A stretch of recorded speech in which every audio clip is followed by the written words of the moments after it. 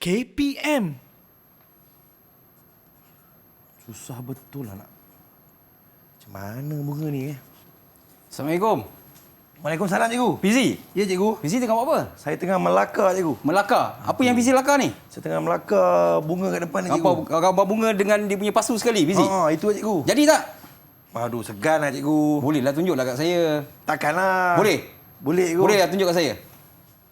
Ya Allah, apa yang Fizi lakar ni, Fizi? Inilah cikgu. Benda ni? Ha. Okey, saya rasa Fizi kena masuk kelas saya lah, Fizi. Itulah cikgu. Boleh? Ajarlah saya cikgu. Boleh, Fizi masuk kelas saya, boleh? Boleh cikgu? Okey, jom. Jom. Jom. Cantik. Cantik.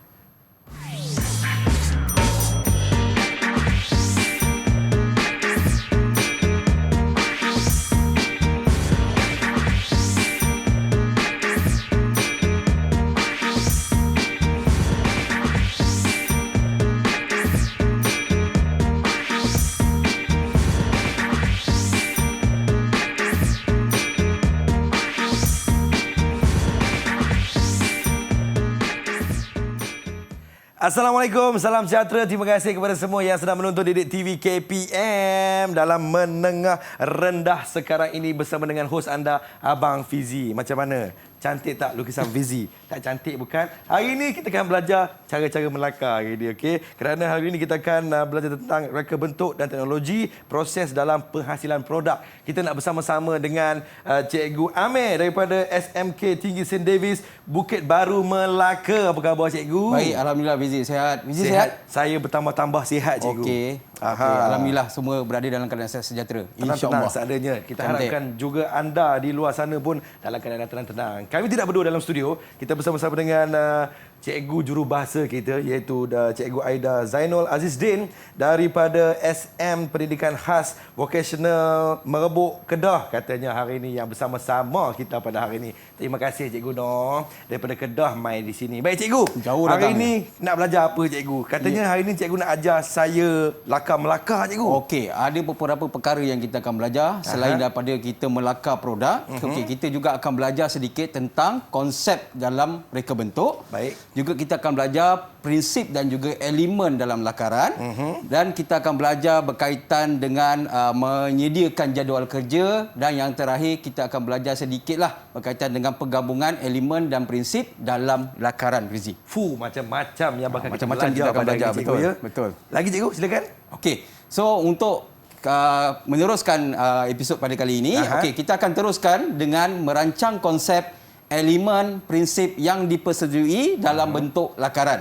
Okey, yang pertama, untuk merancang konsep, kita ada bentuk mengikut fungsi. Konsep untuk kita merancang ataupun kita punya konsep yang kita akan gunakan dalam melakar bentuk produk adalah bentuk mengikut fungsi ataupun fungsi mengikut bentuk. Dua perkara yang berbeza, Fizi. Okey, bentuk mengikut fungsi maksudnya adalah produk yang kita nak buat, produk yang kita nak buat, bentuk dia adalah mengikut kepada fungsi dia. Contoh macam kerusi, mestilah ada tempat duduk, mestilah ada penyandar. Baru dikira sebagai kerusi. Maksudnya bentuk mengikut fungsi. Dia reka bentuk mengikut kepada fungsi dia.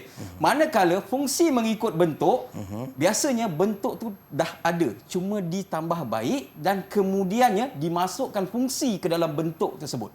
Dan terjadilah produk. Contohnya yang berada dekat depan kita ni, ini adalah fungsi mengikut bentuk. Maksudnya kita dah ada bentuk pasu ni, tapi pasu ni meniru serba sedikit bentuk pokok kaktus. Okey, dia tiru serba sedikit, maksudnya bentuk telah ada, dimasukkan fungsi ke dalam bentuk pokok kaktus itu sehingga jadilah bentuk pasu. Fizi. Faham Cikgu. Boleh? Faham? Faham. Yang kedua, iaitu bentuk mengikut fungsi. Maksudnya kita buat pasu mengikut kepada bentuk yang sesuai untuk sebagai pasu. Maksudnya pasu tu sesuailah bentuk dia menjadi pasu.